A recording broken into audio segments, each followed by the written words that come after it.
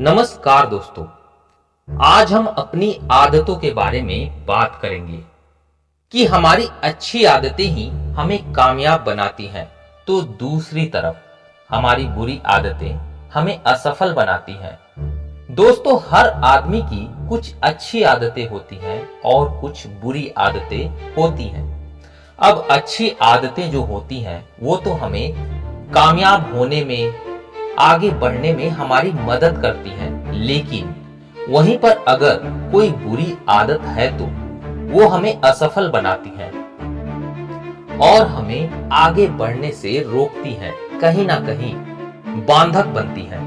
अब ये तो हो गई आदतें। अच्छी आदतों की तो कोई बात नहीं, लेकिन जो बुरी आदतें हैं उनको कैसे छोड़ा जाए या किस प्रकार से उनको बदला जाए, नहीं तो उनका हमारे जीवन पर कितना प्रभाव पड़ता है और हम अपनी बुरी आदतों पर समय पर काबू ना कर पाए तो कितनी बड़ी समस्या बन सकती है। इसी को हम आज की इस वीडियो में जानेंगे और एक बहुत सुंदर कहानी के माध्यम से इसे समझने की कोशिश भी करेंगे। इस कहानी को सुनने के बाद दोस्तों, आप लोग इस बात को अच्छी तरह से समझ जाएंगे कि समय रहते ही हम अपनी आदतें अगर नहीं बदलते हैं तो उसे बदलने में कितनी मुश्किल हो सकती है। तो चलिए शुरू करते हैं आज की इस कहानी को। एक बार की बात है, एक गांव में एक आदमी अपने बेटे की आदतों से बड़ा परेशान था।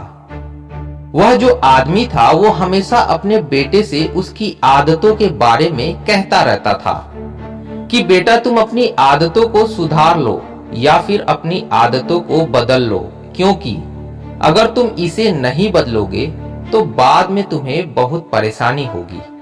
इस पर उस आदमी का लड़का अपने पिता से कहता था कि पिताजी मैं अभी बहुत छोटा हूं, जब बड़ा हो जाऊंगा तो मैं अपनी आदतों को बदल लूंगा। और इस तरह से कहकर वो अपने पिता की बातों को टाल देता था।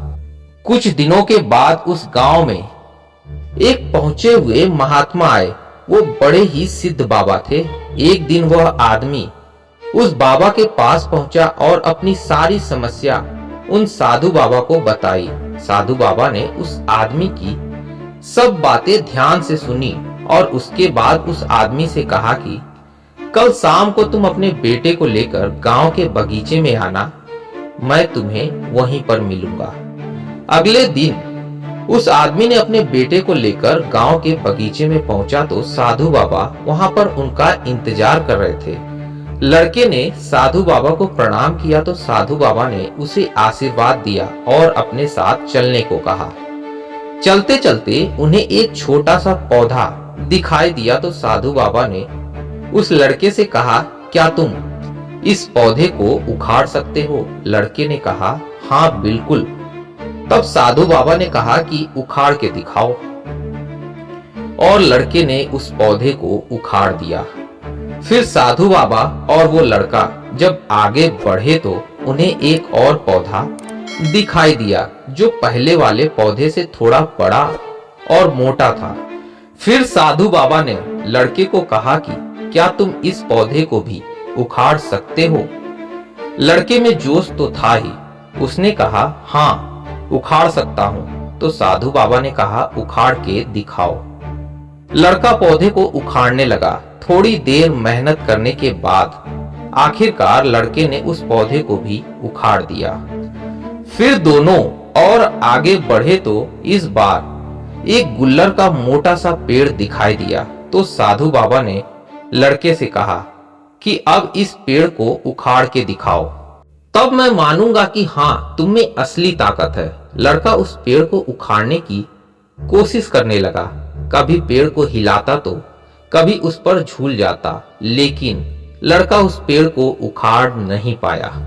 तब साधु बाबा ने कहा कि अब समझे तुम? तब लड़के ने कहा कि मैं कुछ नहीं समझ पाया। तब साधु बाबा ने कहा कि ठीक ऐसा ही हमारी आदतों के साथ होता है। अगर शुरू में हम अपनी आदतों को तोड़ना चाहते हैं तो उसे उस पौधे की तरह तोड़ सकते हैं, क्योंकि शुरू में आदतें इतनी मजबूत नहीं होती हैं, लेकिन जैसे जैसे समय गुजरता जाता है और हम आदतों को नहीं बदलते हैं, तब आदतें इस विशाल पेड़ की ताकत के बराबर मजबूत हो जाती हैं और फिर बाद में उनको बदलना बहुत मुश्किल काम है। हालांकि नामुमकिन नहीं है, लेकिन मुश्किल तो है ही।